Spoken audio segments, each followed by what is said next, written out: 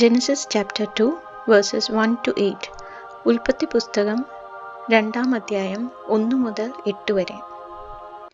Thus the heavens and the earth were finished, and all the host of them.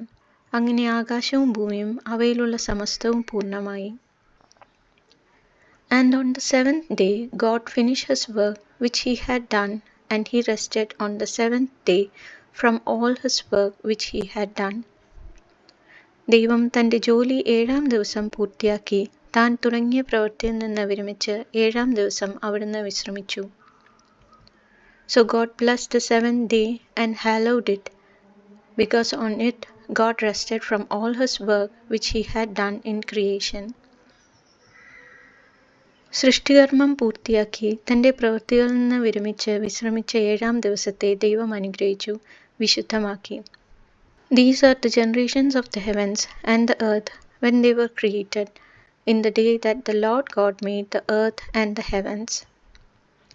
ഇതാണ് ആകാശത്തിൻ്റെയും ഭൂമിയുടെയും ഉൽപ്പത്തി ചരിത്രം.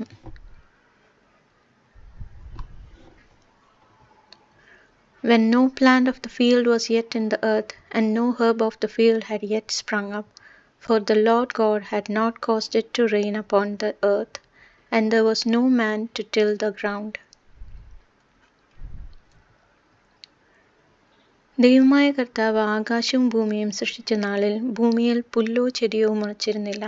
കാരണം അവിടുന്ന് ഭൂമിയിൽ മഴ പെയ്യിച്ചിരുന്നില്ല, കൃഷി ചെയ്യുവാൻ മനുഷ്യനുണ്ടായിരുന്നുമില്ല. But a mist went up from the earth and watered the whole face of the ground. എന്നാൽ ഭൂമിയിൽ നിന്ന് ഒരു മൂടൽമഞ്ഞ് ഉയർന്ന് ഭൂതലമെല്ലാം നനച്ചു. Then the Lord God formed man of dust from the ground, and breathed into his nostrils the breath of life, and the man became a living being. ദൈവമായ കർത്താവ് ഭൂമിയിലെ പൂഴുകൊണ്ട് മനുഷ്യനെ രൂപപ്പെടുത്തുകയും ജീവന്റെ ശ്വാസം അവൻ്റെ നാസാരന്ധ്രങ്ങളിലേക്ക് നിശ്വസിക്കുകയും ചെയ്തു.